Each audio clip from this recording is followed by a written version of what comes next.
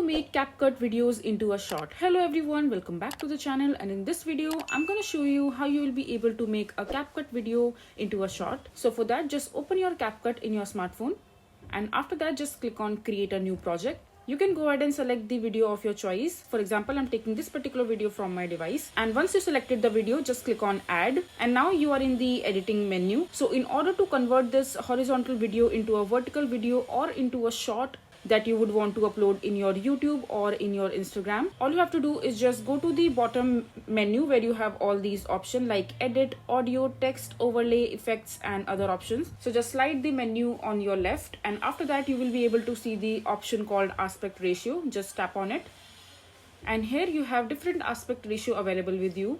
So the original one is the one that we are seeing on our screen. So for example, I want to convert this video into a short. So the short video aspect ratio is usually 9:16. So I'm just gonna click on 9:16 ratio.